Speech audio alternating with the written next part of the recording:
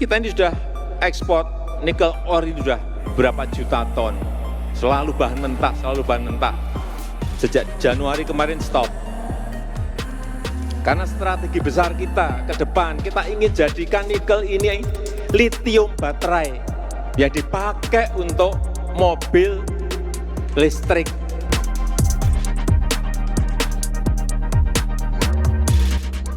Dan khusus untuk nikel, perlu saya menyampaikan bahwa Indonesia memiliki cadangan nikel terbesar di dunia.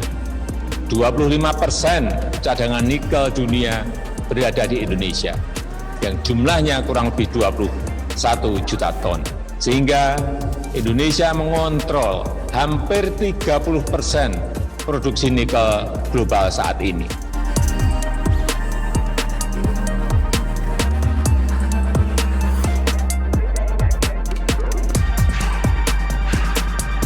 Dari Jakarta ke Bali, itu biayanya kalau mobil yang pakai premium atau BBM itu 1,1 juta. Nah, dengan mobil listrik 200.000, seperlimanya. Nah, berarti apa? Kan masyarakat, rakyat diuntungkan, apalagi dengan kondisi COVID hari ini, yang namanya pemasukan kita berkurang nih, ya semua rasa pemasukannya pasti berkurang. Nah, ini bisa menghemat dari segi pemakaian BBM diganti oleh listrik untuk berkendaraan. Selamat datang kembali di channel Berita Populer.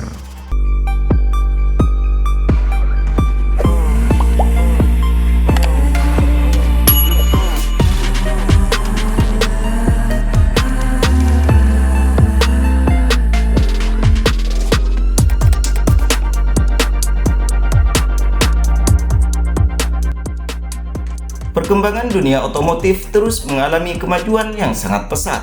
Hal ini ditandai dengan kemunculan kendaraan-kendaraan dengan berbagai fitur canggih dan peralihan dari mobil bertenaga bahan bakar minyak atau konvensional menjadi mobil bertenaga listrik.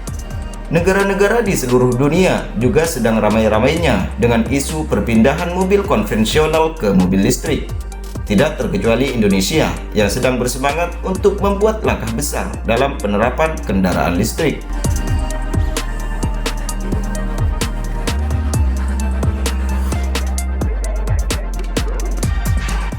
Seperti yang dilansir dari CNBC Indonesia, pemerintah semakin serius mengembangkan kendaraan listrik di tanah air.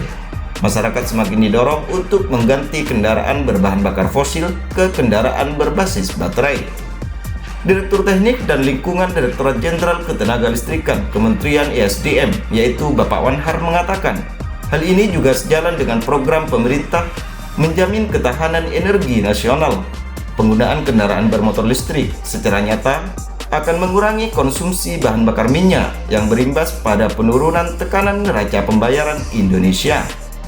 Selain meningkatkan efisiensi dan konservasi energi, pemakaian BBM menjadi listrik juga berkontribusi baik dalam pengelolaan lingkungan.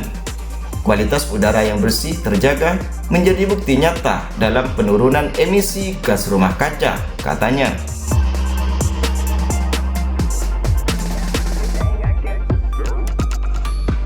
Sesuai dengan amanat Undang-Undang Nomor 16 Tahun 2016 tentang pengesahan Paris Agreement to United Nations Framework Convention on Climate Change, di mana Indonesia berkomitmen menurunkan emisi gas buang mencapai 29% dari upaya sendiri atau 41% dari kerjasama internasional di tahun 2030.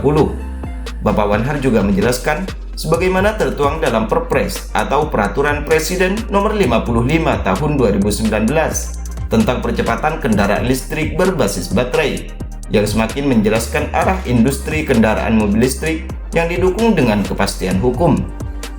Begitu juga dengan inisiatif fiskal dan non-fiskal, sehingga masyarakat semakin cepat beralih ke mobil listrik. Selain itu juga disambut oleh Kementerian Energi Sumber Daya Mineral atau ESDM dengan Peraturan Menteri Nomor 13 Tahun 2020 dengan pokok peraturan infrastruktur pengisian listrik untuk kendaraan listrik berbasis baterai. Dalam aturan itu diatur tarif tenaga listrik dan keringanan penyambungan jaringan. dengan pembebasan pembayaran rekening minimum selama 2 tahun pertama kepada pemilik instalasi listrik privat yang digunakan untuk pengisian listrik angkutan umum. Dua badan usaha itu adalah SPBKLU atau Stasiun Penukaran Baterai Kendaraan Listrik dan Badan Usaha SPKLU atau Stasiun Pengisian Kendaraan Listrik Umum.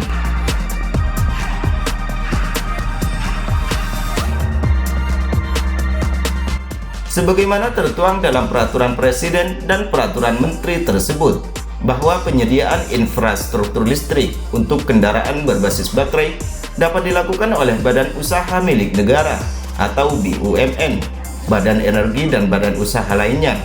Namun untuk pertama kali diberikan penugasan kepada PT PLN, katanya.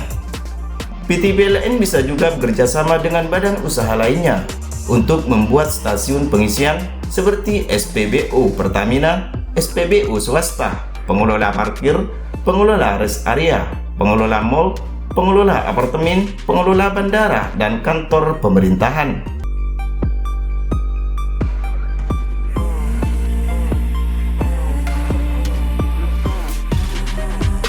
Bapak Wanhart juga mengatakan bahwa secara total pada saat ini ada 102 unit charging station di 74 lokasi.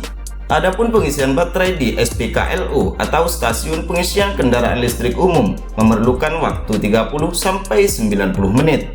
Sementara di SPBKLU atau Stasiun Penukaran Baterai Kendaraan Listrik yang merupakan tempat penukaran baterai bisa mencapai antara 3 sampai 5 menit.